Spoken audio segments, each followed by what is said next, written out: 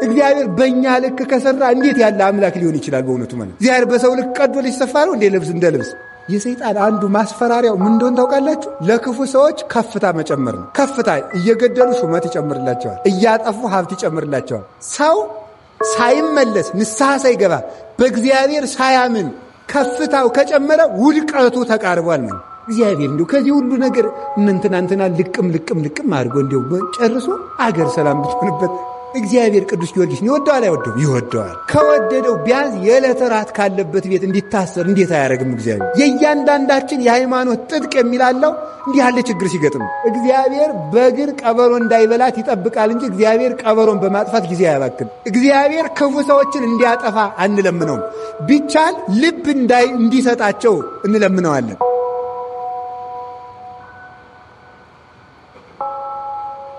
ሁለት ሰዎች ተጋቡ፣ 3 ልጆች ወለዱ።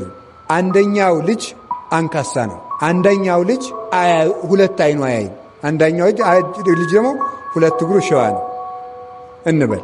አንደኛው ልጅ 2 ጆሮዎቹ አይሰማም። እንዲህ ያለ 3 ልጅ ወለዱ።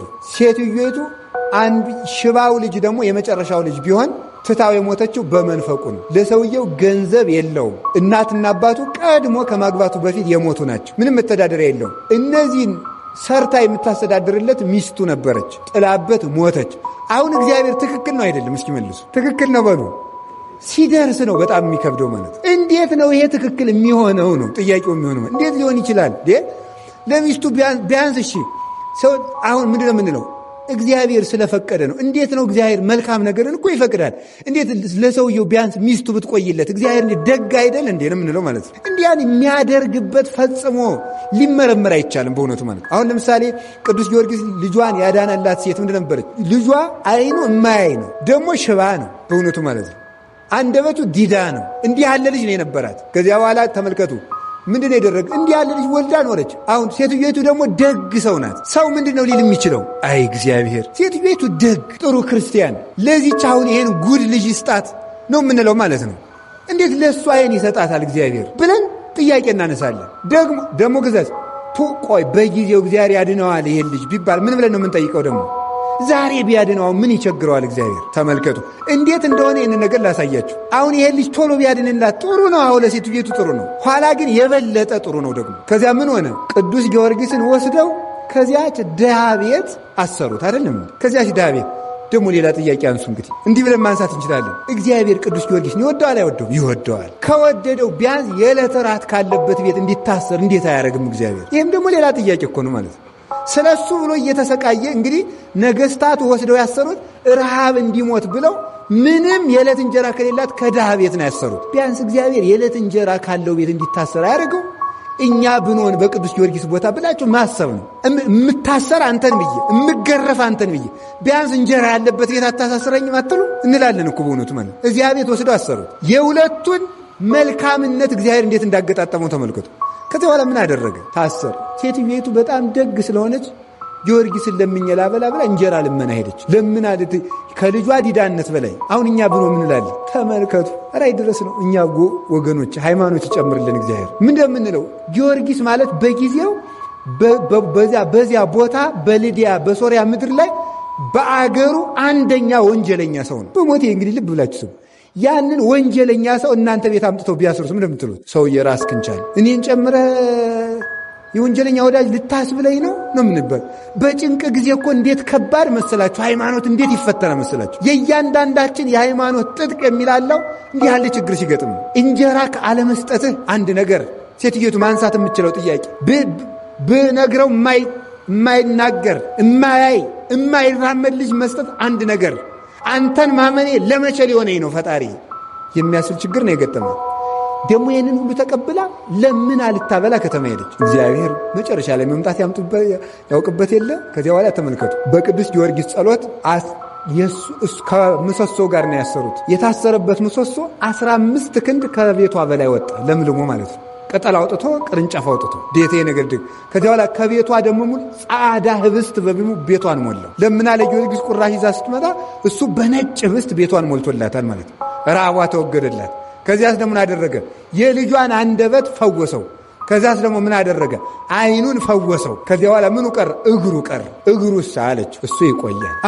አሁን ጥያቄ ጠይቁ። አትበሳጩም እናንተ? አሁን ለምሳሌ እግዚአብሔር መቼም ቸር ነው፣ ኩራት እንዳልኮራ ስለሚያውቅ ለእኔ አሁን የፈውስ ሀብት ቢሰጠኝ ኖሮ ነው የለኝም ማደራችሁ እና ቢሰጠኝ የተወሰነ 1-4 ህመም ኑሮባችሁ 3ቱን አድኜ ይህም በሌላ ቀን ብላችሁ ምን አየቤተ ክህነት ሰው ይኸው ደግሞ ለሌላ ቀን እኮ እንደው በቃ ደጅ ሊያጸናኝ እኮ ነው ስገድልኝ እኮ ነው ሁሉ ነገር ነው ምንለው አይደለም እንዴ? እሱን ሌላ ቀን አለ። ለምን ነው ተመልከቱ። ከዚያ በኋላ በዚያች ድሃ ምስክርነት ብዙ ሰው አመነ። በዛፉ መለምለም ብዙ ክርስቲያን አፈራ። አንድ ስንዴ ብዙ ፍሬ እንደምታፈራ ብዙ ሰው አፈራችበት። መጨረሻ ላይ የቅዱስ ጊዮርጊስ ሩጫ ሊፈጸም ሲል ምን አደረገ? እንደ እባብ ልባሞች እንደ ርግብ የዋሆች ነው አላለም እንዴ? ከዛ ቅዱስ ጊዮርጊስ ሩጫውን የሚጨርስበት አክሊል የሚቀበልበት ጊዜ ሲደርስ ለንጉሱ ሄደና እስከ ዛሬ ተሸውጄ ተታልዬ ኑሮ አለ። ምን ነው ገባኝ። አሁን እንግዲህ ለአጵሎን ልሰግድ ነው አለ። ልሰግድ ነው ና በል ራስህን ልሳም አለ። ቆይ እኛ ገሊላውያን በልማዳችን መጀመሪያ ለጣዖት ሳንሰግድ አንሳምም ማለት በርኩስ አፉ እንዳይሰማው ማለት ቆይ ብሎ ልትሰግድ ነው ና እንልስገድ። አይ እንደዚህም አይደለም። በጥቂት ሰው አይደለም የሚደረገው። ጠቅላላውን በሙሉ የገሊላን ሰው በሙሉ ጊዮርጊስ ለአጵሎን ሊሰግድ ነው እያልክ አዋጅ ንገራል። ጊዮርጊስ ለአጵሎን ሊሰግድ ነው እየተባለ አዋጅ ተነገረ። ይኸውላችሁ ልብ ብላችሁ ስሙ። ለአጵሎን ሊሰግድ ነው ተባለ። በቃ እንዲህ አድርገህ ልትሰግድ ከሆነማ አለው እሾመሃል መንግሥት እኩል ይሰጠን። እንዲያውም እኔ አዋጅ አስነግሬ እስከምመጣ አንተ ከንግሥቲቱ ጋር ተጫወት ብሎ ንጉሱ ከሚስቱ ጋር አስቀመጠ። እሱ ቆመና ዳዊቱን ይደግማል። የአሕዛብ አማልክት አጋንንት ናቸው። ዓይን አላቸው አያዩም፣ ጆሮ አላቸው አይሰሙም፣ እግር አላቸው አይራመዱም እያለ ይዘምራል። ንግሥቲቱ ሰማን ማንን ነው እንደዚህ የምትለው አለች። ጣዖታቱን ነው አለች። አሕዛብ ለምን አጉረመረሙ? እነማን ናቸው የሚያጉረመርሙ አለ። ነገሥታቱ ናቸው አለ። እዚህ በኋላ ልቧ ተሰበረና እኔም ክርስቲያን መሆን እፈልጋለሁ አለች። ይሄ ነዋ ክርስቲያን። ንግሥቲቱን ራሷን ክርስቲያን አደረገ። ከዚያ በኋላ ክርስቲያን ሆነች። ተመልከቱ። ጊዮርጊስ በል እንግዲህ ና ስገድ፣ ሰው ተሰብስቦላል ተብሎ የአገሩ ሰው በሙሉ ግማሹ ጣዖት የሚያመልከው ተመስገን ልናርፈው ነው እያሉ፣ ክርስቲያኖች ደግሞ ወይናችን መምህራችን ያን የመሰለ አብነታችን ሊክድ፣ ያቺ ሴት ደግሞ እንጀራዬ እያለች የልጅ መድኃኒት እያለ ልጇን ሽኮኮ ብላ መጣች። ሽባ ልጇን ማለት ሰው ከተሰበሰበበት ልጁ ያ ሽባ ልጅ አያችሁ፣ ሁልጊዜው ሁሉም ነገር በጊዜው መልካም ነው። ከእናቱ ትከሻ ላይ ሆኖ መጣ። አንተ ሕፃን በጌታዬ በኢየሱስ ክርስቶስ ስም በእግርህ ና አለ። ከዚያ በኋላ ከእናቱ ትከሻ ወርዶ ያ ልጅ መጣ። ሂድና አጵሎንን ጊዮርጊስ ይጠራል ብለዋል። ከዚያ በኋላ ሄደና አጵሎን ጊዮርጊስ ይሰጣል አለ። ይሄ ልጅ እየመራ አጵሎንን እያስከተለ እያንቀጠቀጠ ይዞት መጣ ብለ ከሕዝቡ መካከል አቁሞ ለምን ነው አንተ እንደዚህ ፍጥረትን የምታስት? እኔ ሰዎች ነው የሰገዱልኝ። እኔ በማክሰኞ የተፈጠርኩ እንጨት ነኝ፣ የማውቀው ነገር የለኝም፣ ስገዱልኝ አላልኩም ብሎ እንጨቱን አስመስክሮ አንተም ያደረብህም ሰይጣን መሬት ተከፍታ ተዋጣችሁ ብሎ ከመሬት አሰጥሞ ሃይማኖቱን ገለጠ። ያ ልጅም ምን ተባለ? የቅዱስ ጊዮርጊስ ረዳት ሆነ ማለት ነው። ሐዋርያ ሰማዕት ሆነ። በጊዜው ሲመጣ አንደኛ ተመልኩ ሰራዊት ሁሉ ምን አሉ? ሽባ የነበረው ልጅ በእግሩ መምጣት። አጵሎንስ እንዴት ያለ ደካማ አምላክ ነው! አያ ሕፃን ልጅ ዶ የሚያመጣው ለእሱ አንሰግድም። እንግዲህ ለጊዮርጊስ አምላክ ነው የምንሰግድ። እንደገና ደግሞ ራሱን ማዳን ያቃተው አንድ ሕፃን ልጅ ጠርቶ የሚያመጣው ነው እንዲህ አምላክ።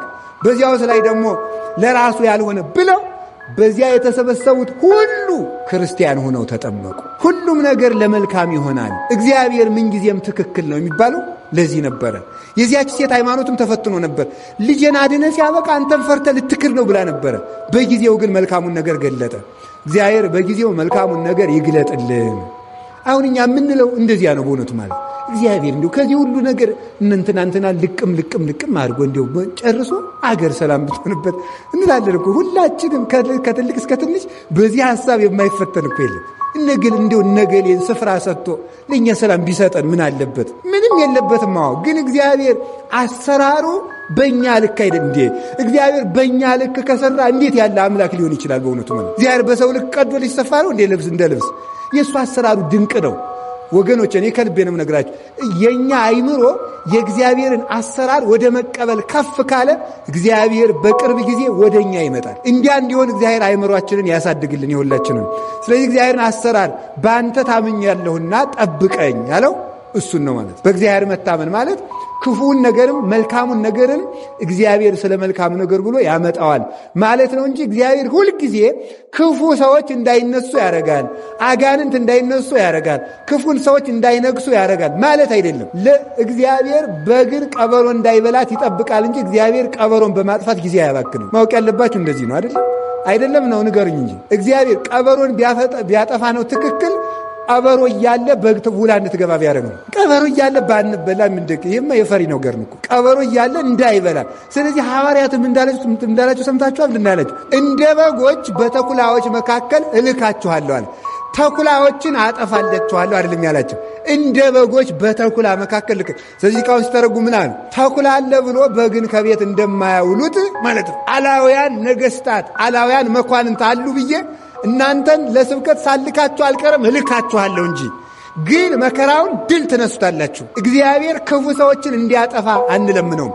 ቢቻል ልብ እንዲሰጣቸው እንለምነዋለን።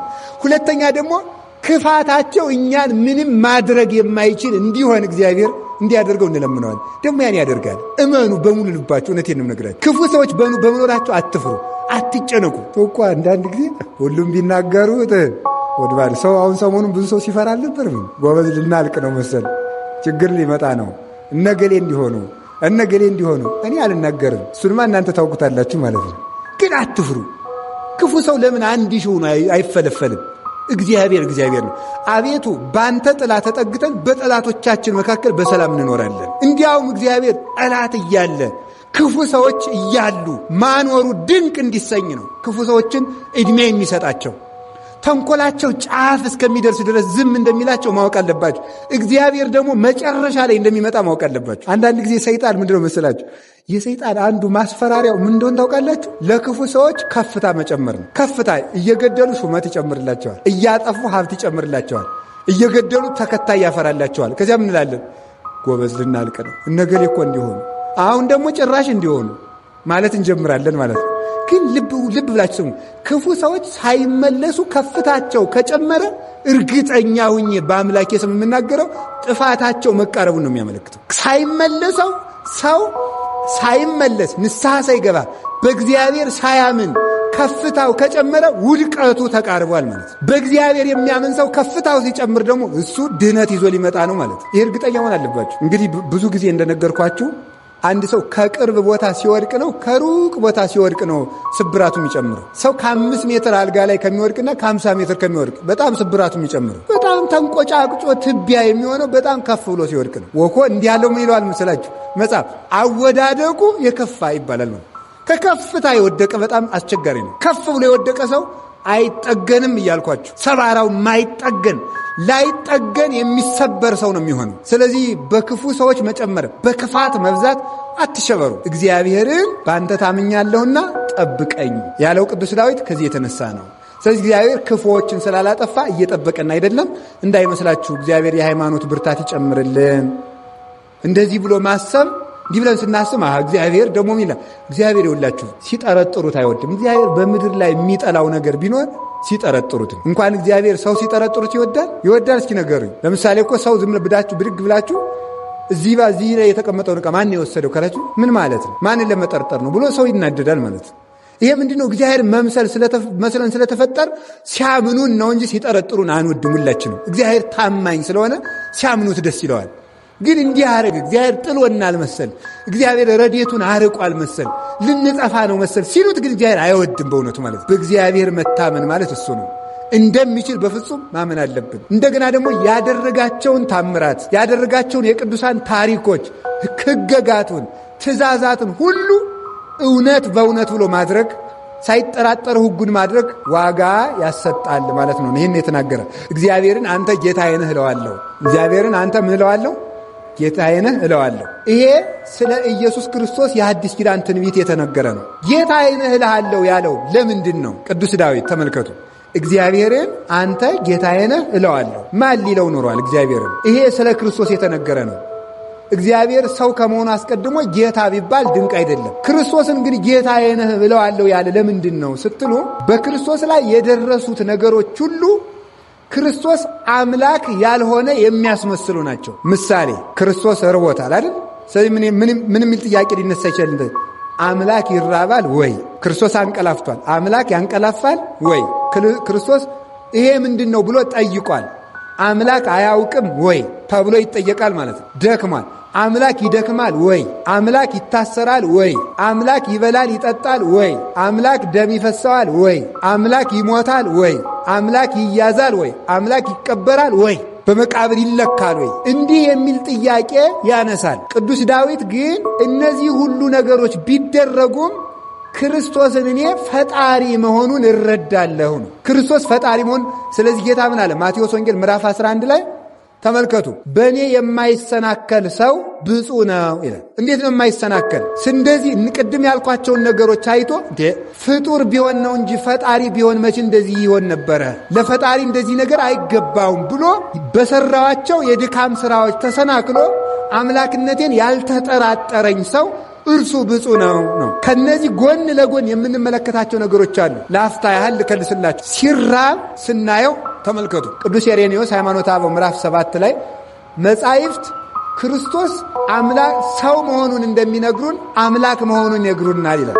ይህን ቃል ሁላችሁም በሕይወታችሁ ዘመን እንድትይዙ ትፈልጋለሁ። ሁላችሁም በቃላችሁ ነው እንድትይዟት ምፈልገው። መጻሕፍት በሉ ክርስቶስ ሰው መሆኑን እንደሚነግሩን አምላክ መሆኑን ይነግሩናል። በቃ ማምላክን ይች ከገባቻችሁ ሃይማኖታችሁን አጥርታችሁ ያዛችሁ ማለት ነው። ማንኛውም ከኦርቶዶክስ ሃይማኖት ውጭ የሆነ ሰው እንዴት አምላክ ይደክማል፣ እንዴት አምላክ ይራባል ሲሏችሁ መልሳችሁ ምንድን ነው? መጻሕፍት ሰው መሆኑን እንደሚነግሩን አምላክ መሆኑን ይነግሩናል። አንተ ክርስቶስ ተራበ ብለህ የሚለውን ነው የምታነብልኝ። እኔ ደግሞ ክርስቶስ ምን አረገ ብዬ እነግርሃለሁ። ተራበ ብሎ ሲነግራችሁ አምላክ የሆነ መጻሕፍት ተራበ ብለው ይነግሩናል አይነግሩንም? የተራበ ተቀራኒ ምን ይነግሩናል? 5000 ሰው አጠገበ ብለው ይነግሩናል። ከዛስ ደግሞ ምን ብለው ይነግሩናል? የሕይወት እንጀራ ነው ብለው ይነግሩናል። እሺ መጻሕፍት ክርስቶስ ታመመ ብለው ይነግሩናል። ምን ብለው ይነግሩናል? ፈወሰ ብለው ይነግሩናል። የ38 ዓመት ደዌ ተኝቶ የነበረ ሰው አልጋውን ተሸክሞ እንዴት ሲያደርግ ይነግረናል። ክርስቶስ አልዓዛርን የት ጠየቃችሁት ብሎ ጠየቀ ብለው ይነግሩናል። ክርስቶስ አልዓዛር እንደሞተ አስቀድሞ ተናግሯል። እዛው ዮሐንስ ወንጌል ምዕራፍ 2 ላይ ምን ይላል መሰላችሁ? ያ ወንጌላዊ እኮ ነው የነገረን። አልዓዛርን የት ቀበራችሁት ብሎ ጠየቀ ብሎ የነገረን ዮሐንስ አስቀድሞ ምዕራፍ 2 ላይ ምዕራፍ 11 ላይ ክርስቶስም ኢየሱስም አልዓዛርን የት ቀበራችሁት ብሎ ጠየቀ ብሎ የነገረን ዮሐንስ ምዕራፍ 2 ላይ አስቀድሞ ምን ብሎ ይነግረናል መሰላችሁ? የሰውን ፈቃዱን ሊነግሩት አይፈልግም፣ እሱ ራሱ ሰውን ያውቃልና ይል። እሱ ራሱ ሰውን ያውቀዋልና ዮሐንስ ወንጌል ምዕራፍ 2 ላይ ማለት ነው። ስለዚህ ተመልከቱ፣ እንደ ጠየቀ እንደሚነግሩን ሳይጠይቁት እንደሚያውቅ ይነግሩናል መጻሕፍት። ምንድነው ይሄ ብሎ እንደሚያውቅ ምን እያላችሁ ነው ብሎ እንደሚጠይቁሉ ዮሐንስ 6 ላይ ኢየሱስም አይሁድ እንዳንጎራጎሩ እንዳጉረመረሙ አወቀባቸው ይላል። የልባቸውን ይመረምራል። መጻሕፍት በመርከብ ላይ ተኛ ብለው እንደሚነግሩን ምን ብለው ይነግሩናል? ደግሞ ነፋሳትን ገስጽ ብለው ይነግሩናል። መጻሕፍት ሞተ ብለው እንደሚነግሩን ምን ብለው ይነግሩናል? ተነሳ ብለው ይነግሩናል። ስለዚህ ማጠቃለያችን ክርስቲያን ሲኖር በክርስቶስ የሚያምን ሰው ጠንቅቆ ማወቅ ያለበት ይሄን ነው። የክርስቶስን የሰውነቱን ሥራ መርሳት የለበትም፣ የአምላክነቱን ሥራ መርሳት የለበትም። ይሄንን ያመነ ሰው ስለዚህ ለምን ክርስቶስ እንዲህ አለ፣ ለክርስቶስ እንዲህ አለ ብለው ሲጠይቋችሁ አጭር መልስ የቅድሞ አረፍተ ነገር መጻሕፍት ሰው መሆኑን እንደሚነግሩን አምላክ መሆኑንም ይነግሩን። አንተ የሰውነቱን ዘረዘርክ እንጂ የአምላክነቱም አለ ብሎ ይሄንን መዘርዘር ነው። ሁሉን እንደሚችል ማስረዳት። ሰው ሆኖ በሰራው ሥራ አላፍርበትም ለማለት ቅዱስ ዳዊት ሰው የሆነ እግዚአብሔር ቃልን ምንም ቢደክም፣ ምንም ቢራብ፣ ምንም ቢጠማ፣ ምንም ቢሞት፣ ምንም ቢታመም አሁንም ፈጣሪ ነው እለዋለሁ። ቶማስ ይህንን አረጋገጠ። ዮሐንስ ወንጌል ምዕራፍ 20 ቁጥር 28 ላይ ምን አለ? ቶማስ ጌታ ተነሳ እኮ ሲሉት አይ እኔ ካልዳሰስኩት አላምንም አለ። ዳሰሰው። ሲዳስሰው ከዚያ ተመልከቱ እጁ ርርቁም ጥር አለ። አንተ እውነትም ፈጣሪ ነህ ጌታዬ ነህ ብሎ መስክሮለታል ማለት ነው። ስለዚህ ክርስቶስ አምላክ ጌታ ነው። ይህንን ነው ቅዱስ ጳውሎስ ቅዱስ ዳዊት እግዚአብሔርን ጌታዬ ነህ እለዋለሁ ያለው ክርስቶስን ነው። ጌታዬ የሚለው ቃል ለሰው ሲነገርና ለክርስቶስ ሲነገር ልዩነት አለው። ሰው ጌታዬ ይባላል፣ ማወቅ አለባቸው ይህን ማለት ነው። ሰው ጌታዬ ይባላል። ጌታዬ ባልነው ጊዜ ምን ማለት? የሰው ጌትነት የሹመት የማክበር ነው። ክርስቶስ ግን ጌታ ሲባል ብዙ ጊዜ ፈላስፎችና ከኦርቶዶክስ እምነት ውጭ የሆኑ ብዙ ሰዎች በዚህ ጉዳይ ስለሚከራከሩ ክርስቶስ ጌታ ቢባል ምን ችግር አለው? ትልልቅ ሰዎችም እኮ ጌታ ይባላል። ስለዚህ ክርስቶስ ትልቅ ሰው ስለሆነ ነው ጌታ የተባለ ተብሏል። እሱ ግን ጌታዬ የተባለ ተመልከቱ፣ ምን ብሎ ነው ቅዱስ ዳዊት ያለ? ጌታዬ እለዋለሁ ብሎ አይደል፣ እግዚአብሔርን ነው ያለው። ክርስቶስ ጌታ ሲባል በእግዚአብሔራዊ ጌትነት ነው፣ በሰው ጌትነት አይደለም ጌታ የሚባለው። ቶማስም ዮሐንስ ወንጌል ምዕራፍ 20 ላይ ጌታዬ ካለ በኋላ አይማ መምህሩ ስለሆነ ነው፣ መምህርም እኮ ጌታ ይባላል፣ ሽማግሌም ጌታ ይባላል፣ ንጉስም ጌታ ይባላል እንዳይሉት ቶማስ ምን ጨመረበት? አምላኬ የሚል ጨመረበት። ጌታዬ አምላኬ ብሎ ጨመረበት። ቅዱስ ዳዊትም እግዚአብሔርን ጌታዬ እለዋለሁ አለ። ክርስቶስ ጌታ ሲባል በፈጣሪነት ነው፣ በአምልኮ ነው፣ በአምላክነት ነው። ቢጽ በሌላት አጠራር ይላሉ አባቶቻችን ሊቃውንት። ቢጽ በሌላት አጠራር ለምሳሌ አብርሃም ጌታዬ ይባላል፣ በሚስቱ በሳራ ነው። ቅዱሳን አማልክት ይባላሉ፣ የጸጋ ነው፣ መለከ ገዛ ባለው ገዦች ስለሆኑ እግዚአብሔር የሾማቸው ስለሆኑ በዚህ አማልክት አምላክ ይባላሉ። ሙሴ የፈርዖን አምላክ ተብሎ ተጠርቷል፣ እግዚአብሔር ነው የጠራው። ክርስቶስ አምላክ ሲባል ግን ቢጽ በሌላት አምላክነት ነው። የአምልኮ የመመለክ የጌትነት የፈጣሪነት ነው። ቅዱሳን የተፈጠረን ይጠብቃሉ፣ ይመግባሉ። የፈጠረ ቅዱስ ግን የለም። ስለዚህ በፈጣሪነት አምላክ የምንለው ቅዱስ ግን የለም፣ በጸጋ አምላክ የምንለው እንጂ። ክርስቶስን አምላክ እለዋለሁ ስንል ይሄ ነው። ቅዱስ ዳዊት የነገረን ይሄ ነው። ዮሐንስ ወንጌል ምዕራፍ 20 እና መዝሙር 16 ላይ የተነገረችው 15 ላይ የተነገረችው እግዚአብሔርን ጌታዬ እለዋለሁ ያለው ይሄንን ነው ማለት ነው።